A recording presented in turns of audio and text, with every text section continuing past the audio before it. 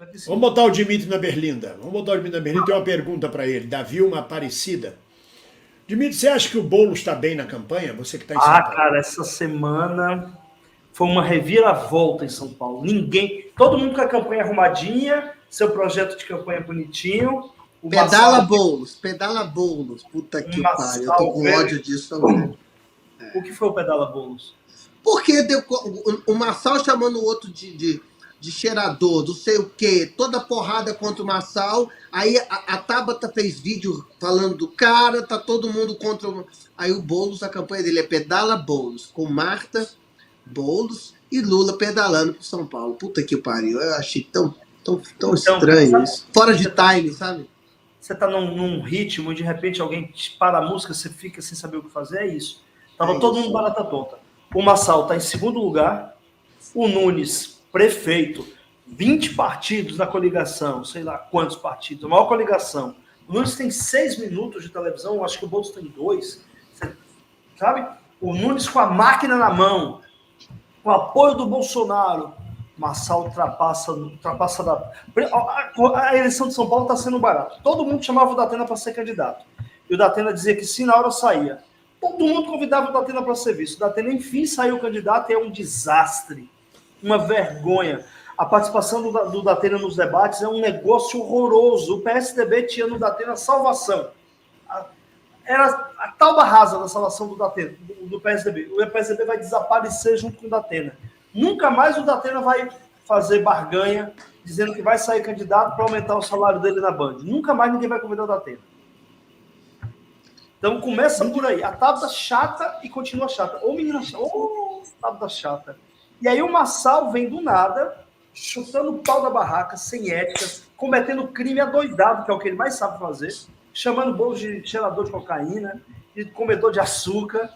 O cara está em segundo lugar, ameaçando Nunes, os Bolsonaro. O Marçal não tem nenhum compromisso com o Bolsonaro, pode virar prefeito de São Paulo, porque aí é uma ameaça real à inteligência humana, porque como é que um paulistano vota no Marçal? Mas o cara está em segundo lugar, é impressionante. O Boulos está em primeiro, mas o Marçal conseguiu um feito, aumentou a rejeição do Boulos. E aí, no segundo turno, conta mais rejeição do que o índice de aprovação, porque quem tem uma rejeição maior tende a perder a eleição. E o Boulos está disparado com 37% de rejeição, o Ricardo Nunes com 25% e eu acho que o Marçal com 17%, uma coisa assim. Lá embaixo. Ou seja, se o segundo turno com Boulos e Marçal acontecer, vai ser um perigo muito grande. E parece que não tem jeito, não adianta denunciar o Marçal como ligado ao PCC, foi condenado por assalto ao banco. Não adianta falar nada disso. Calma, Bengueira. Não saiu pesquisa depois disso ainda. Calma aí. Será que não colou ainda? Calma. Foi depois disso. A do Datafolha foi depois das porradas que a Sâmia deu, que a vereadora Luana, que é uma querida, deu. A pesquisa do Datafolha ela é assustadora por isso, Gustavo. Porque depois de tudo isso, o cara dispara e vai parar em segundo lugar. O Bolsonaro, o Eduardo Bolsonaro, estão malucos.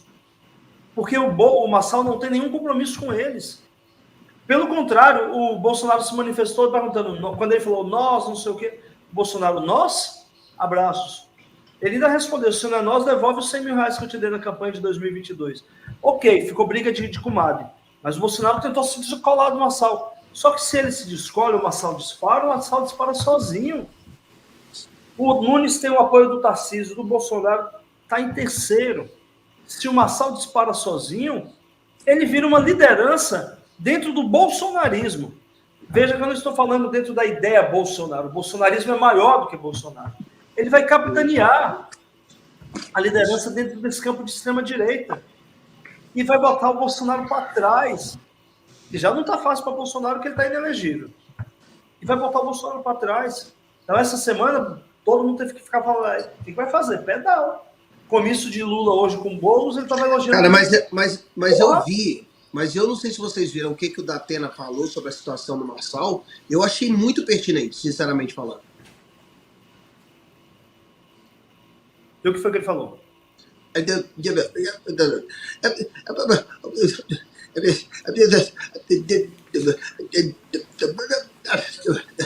Eu achei bacana. Eu concordei, nessa hora eu concordei. Quer dizer, não é nem bolsonarismo, né, Dimitri? É a estupidez humana, né? É o fascismo, né? Mas é a violência, não é nem fascismo, é a violência do fascismo. Porque o fascismo ainda tinha uma ideologia. O Marçal não tem ideologia nenhuma. Quer dizer, tem ideologia porque toda narrativa é ideológica. Tem uma ideologia ligada exatamente ao que tem de mais esdrúxulo, de mais atrasado nos estamentos da sociedade. Mas me diga uma coisa, e aí o Marçal, se por exemplo for eleito prefeito de São Paulo, você acha que ele iria para onde? Para o Senado em 2026 ou para a presidência da República? A presidência. Se ele não ganha a prefeitura... Não, se ele ganha. Se ele ganha, ele fica na prefeitura. Imagina, o terceiro maior orçamento do Brasil. Os orçamentos do Brasil, o maior da União, seguido do Estado de São Paulo, seguido da capital paulista. Ou seja, o orçamento da cidade de São Paulo é maior do que o orçamento do Estado do Rio de Janeiro, que em termos populacionais é o segundo maior estado. E aí você diz que um prefeito de São Paulo bota a mão na distribuição dessa bufunfa toda. Você acha que ele vai abrir mão de comandar o maior orçamento, o terceiro maior orçamento? Mas aí ele veio governador de São Paulo, não? O Tarcísio não pode ser. Tarcísio pode. Tarcísio pode, verdade, tá no primeiro mandato. Porque agora, o Tarcísio tem isso, né? Mas eu acho que o que tá se mostrando, então, nessa disputa toda, gente, presta atenção, é que se ele dispara, se ele ganha a prefeitura, que prova que ele vira uma liderança isolada, que não precisa de ninguém, então ele pode vir o que ele quiser. É um risco, mas se ele ganhou nisso aqui, se bem que dessa agora ele não tem nada a perder. Diante de uma prefeitura, ele teria muita coisa a perder. Exatamente. Agora ele não tem nada a perder. Se ele sai em 2022 e 2026, ele vai ter governado 1 ano e 4 meses, e aí ele tem que disputar e, por exemplo, correr o risco de perder para o Lula. E aí ele perde tudo, aí ele volta para o gueto. Se ele não ganha a prefeitura, qual vai ser a dor de cabeça que o Marçal vai dar? Vai disputar o Senado. E os bolsonaristas estão apostando na eleição do Eduardo Bolsonaro para o Senado. O Eduardo Bolsonaro e outro bolsonarista. Aí o Ricardo Salles entrou na história dizendo: eu sou o seu melhor companheiro, um babaca. Ninguém está dando ouvido para o Ricardo Salles. Mas estão disputando as duas vagas, Só que, tradicionalmente, em 2018, isso quebrou com aquele período antipetista. Tradicionalmente, São Paulo elege um senador da esquerda e um senador da direita. Elegeu a vida inteira Suplicy. Um ano elegeu Marta Suplicy e o que foi motorista do Marighella, esqueci o nome dele, vice do Aécio depois. O risco é de, por exemplo, a esquerda conseguir unificar... Aloysio Nunes. O risco é a esquerda agora, em 2026, unificar, conseguir bancar um senador e o Eduardo Bolsonaro perder a vaga para o Pablo Marçal. E aí o Eduardo Bolsonaro fica sem mandato. Então a chegada no Marçal mexeu com o tabuleiro de todo mundo. De todo mundo. Ô, bem-vindo. Esse menino explica bem, né? Ele sabe falar bem, ele fala bem, eu gosto de ouvir ele falar, ele fala bem. Porque ele lê livros de 2.000, 6.000 páginas. Não, eu também. Lembra? Eu também, senhor. Você vai ver o quinta-feira. Você vai ver. Calma. Dimitri, me diga uma coisa a mais. Como é que tá as eleições nos estados, aí nas prefeituras? Como é que estão as estatísticas, as pesquisas? Por exemplo, em Minas Gerais é uma vergonha. O cara que era apresentador da Record está disparado para ganhar a prefeitura de Belo Horizonte. O PT, o Rogério Corrêa, está em 5º ou 6º lugar. Então, é que Belo Horizonte está assim, ó, o cara está disparado na frente. Em segundo lugar, tem 4 disputando a vaga. A Duda, o Rogério Corrêa e outros 2. Estão 4 disputando.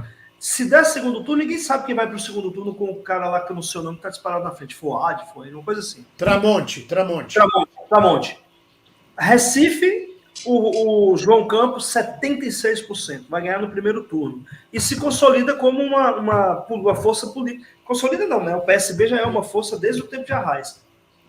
Ele vai dar continuidade. Provavelmente ele sai candidato a governador daqui a 2 anos e ganhe o governo de Pernambuco. E como ele é jovem, daqui a 6 anos ele pode sair presidente, daqui a 8 anos, sei lá quantos anos. Pode sair. Repetindo a trajetória do pai. Porque o Eduardo Campos foi governador 2 vezes e saiu na metade do segundo mandato para ser candidato a presidente em 2014. E aí acontece o trágico acidente e ele falece. Então, agora, no geral, a novidade é que parece que o jogo meio que está equilibrando. A gente não sabe se a extrema-direita vai ter tanta projeção. Por exemplo, em Goiás.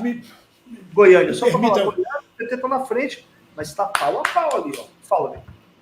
A que você atribui essa perda de massa que eu falo não é de povo não, de gente não, massa, musculatura do PT, que não consegue, por exemplo, se firmar em diversas capitais? São Paulo é preciso que ele está com o PSOL do Boulos, que não teria candidato do PT.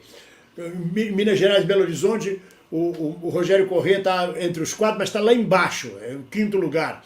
E há cidades que o PT nem lançou candidato, nem a vice. Como é que você vê isso? É um esvaziamento, é a perda de liderança do Lula, do PT, perda de participação do PT na sociedade brasileira? Estuda, meu filho, estuda para você poder chegar a falar como Dmitry, estuda. Olha, bem-vindo, Gu. A gente ainda vive os tempos a extrema-direita não está derrotada, a gente não pode esquecer que o Bolsonaro quase ganhou a presidência. Esse espírito fascista ainda está vigente no Brasil. E aí você tem, por exemplo, o governo Lula, que ainda não conseguiu trazer resultados sólidos a ponto de projetar suas lideranças locais. Não é fácil enfrentar toda a herança do Bolsonaro e ainda reconstruir a política. Aos poucos o Lula está conseguindo isso. A gente já não tem mais um presidente enlouquecido, inflamando a sociedade, xingando tudo e todo mundo, atacando o cacique Raoni, o doutor Drauzio Varela. Parece que é uma calmaria. Mas agora tem um outro passo, que é reconstruir o processo de lideranças locais. Só que a gente é muito cheio de... A gente ainda tem uma cultura muito de cacique, né? Se Lula não fosse presidente, será que a gente elegeria o presidente? Na Bahia, você tem 3 grandes caciques lá, e que vai ter briga daqui a 2 anos. Vai ser feio o negócio da Bahia. Você tem o Jerônimo, com a possibilidade de ser candidato à reeleição, e que está muito bem avaliado. Você tem o Wagner, candidato ao Senado, é senador e vai ser candidato à reeleição, e você tem o Rui Costa, que vai querer ser candidato a qualquer coisa. Ao governo, se ele peitar, tem que botar para fora o Jerônimo. Se peitar o Senado, vai romper a aliança com a direita. Porque a aliança com a direita tem que garantir a eleição do Otto Alencar há 2 anos, que fez com que o Jerônimo fosse eleito. Se você não garantir a segunda vaga do Senado da Bahia para a direita, que o PT governa a Bahia, mas governa com a direita, se não garantir, rompe a aliança. Rompendo a aliança, Jerônimo não é eleito, reeleito. Talvez uma pergunta do Gustavo Mendes. Não, entendeu? Então a gente ainda tem muitos caciques e pouca liderança jovem se projetando Brasil afora.